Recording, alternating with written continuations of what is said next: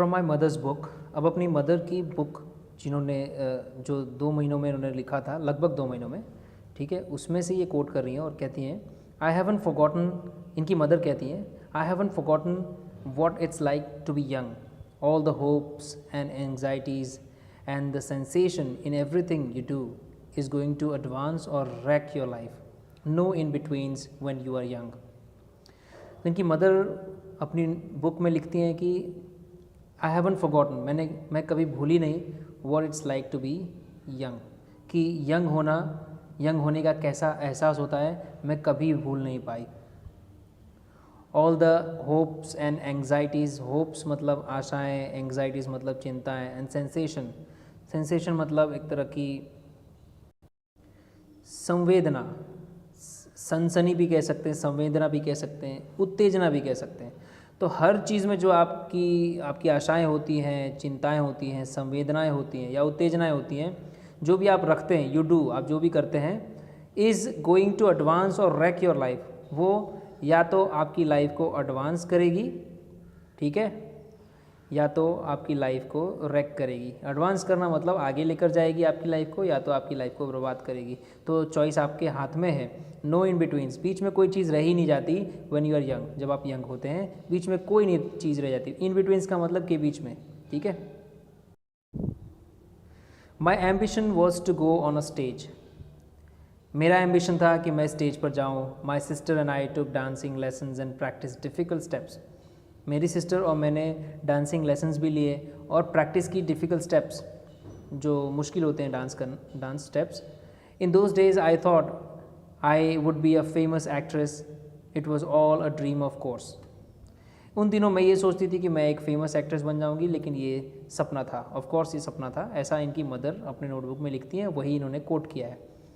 Lying in the hospital my mother had other dreams, मेरी mother के और भी ड्रीम्स थे जब वो हॉस्पिटल में थी। तो अब हॉस्पिटल में कोई जानता हो कि कैंसर हो गया है तो भी ड्रीम कर रहा है, तो एक बड़ी बात है, क्योंकि इसी को बोलते हैं लाइफ के प्रति पॉजिटिव रहना।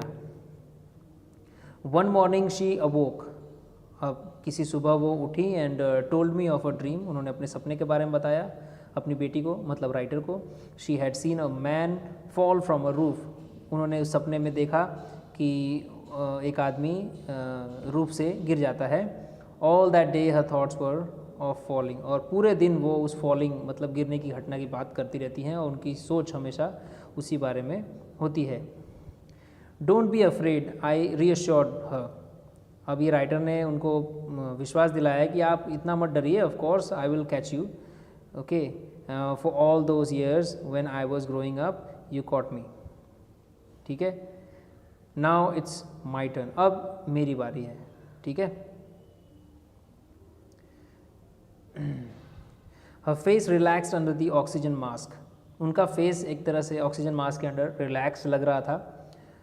But I knew there would come a time, एक समय ऐसा आएगा, मुझे पता था, एंड सून, और वो शायद जल्दी आए, when I would have to let her go, जब मुझे उन्हें जाने देना पड़ेगा, ना चाहते हुए भी, क्योंकि ऐसा समय आ सकता है। एंड सो वुड शी, और वो भी अलविदा कह के चली जाएं, ऐसा समय आ सकता है, इसका ही डर था राइटर को। फ्रॉम माई नोट्स मार्च 1, 1985, अब उस समय भी इन्होंने अपने नोट्स लिखे थे राइटर ने, जब हॉस्पिटलाइजेशन के दरमियान ये अपनी माँ के पास रहती थी, तो नोट्स लिखे थे उन्होंने, उसमें से एक कोट कर रही हैं और डेट भी डाला हुआ है, March 1।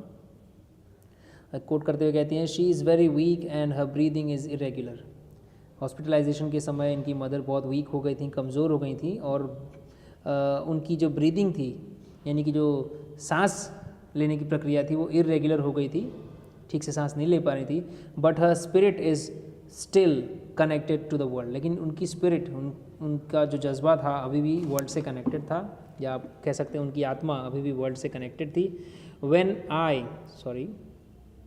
when I held the pot of flowers close to her, जब मैं फ्लावर्स का पॉट एक्चुअली लेकर गई, उनके पास रख दिया, शी सेड डिलाइटेडली, उन्होंने बहुत खुशी से कहा, oh that's so pretty, so she said delightedly, oh that's so pretty, isn't it wonderful how life goes on.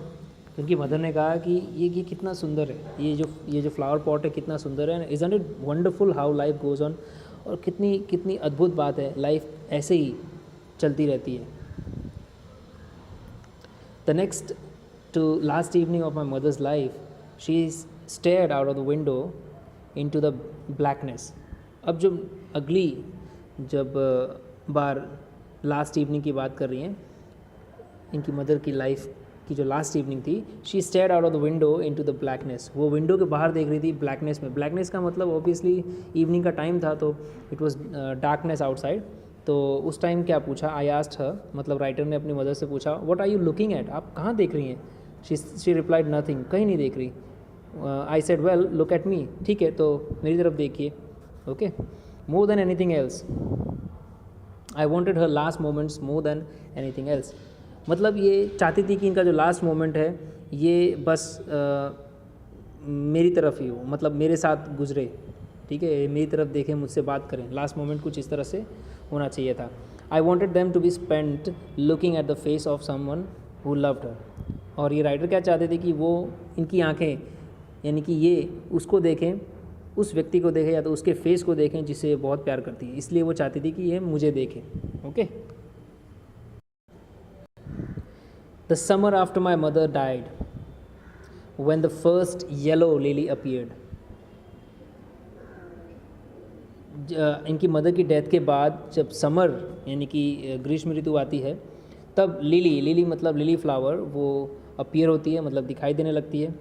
I ran into the house to telephone my mother with the news, then I remember that she was no more. अब ये खुशी के मारे अपनी mother को telephone करने जाती है, बट उसी टाइम इसको याद आता है कि अरे नाउ शी इज़ नो मोर।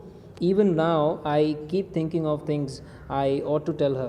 आज भी ये कभी कभी मतलब उन चीज़ों के बारे में सोचने लगती है जिन चीज़ों के बारे में अपनी मदर को बताना चाहती है। Things I wanted to ask her, उन चीज़ों के बारे में बताना चाहती है जो वो अपनी मदर को पूछना चाहती थी। She had a way of giving perspective to my life। क्योंकि इनकी जो मदर थी, इनके पास तरीके थे लाइफ को किस तरह से देखना चाहिए, किस तरह के दृष्टिकोण रखनी चाहिए, ये बताने इनका मतलब इनकी मदर इस तरह से बताया करती थी कि लाइफ कैसी है, ठीक है। पर्सपेक्टिव मदर दिया करती थी। पर्सपेक्टिव मतलब एक तरह की दृष्टि, एक तरह का विजन, दृष्टिकोण। फ्रॉम माई मदर्स बुक, अब अपनी मदर की बुक में से ये कोट करती हैं, व्हेन आई टर्न्ड 70।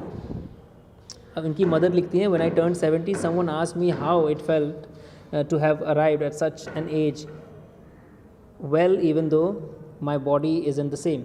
मतलब आपकी बॉडी अब पहले जैसी नहीं रही, फिर भी आप ऐसी एज पे, मतलब 70 की एज पे आपको कैसा लग रहा है, ठीक है, अब तो आपकी पहले जैसी बॉडी नहीं रही। I am still the same, लेकिन ये कहती हैं कि I am still the same. I will always be the girl who love cats and flowers. ये हमेशा वही लड़की बन के रहेंगी, भले 70 ईयर की हो गई, पर लड़की वही बन के रहेंगी जो कैट्स से प्यार करती थी, फ्लावर से प्यार करती थी और करती हैं। And raced home from school to practise my dancing lessons. और वो स्कूल से दौड़ कर, यानी कि जल्दी जल्दी वो घर आती थी अपने डांसिंग लेसन्स की प्रैक्टिस करने के लिए। Inside I am still that person, और अंदर से ये वही, अभी भी वही पर्सन है, भले 70 ईयर की हो गई हैं। I miss that person. ये राइटर क्या बोल रही हैं, मैं उस पर्सन को मिस कर रही हूँ, यानी ये अपनी मदर को मिस कर रही हैं।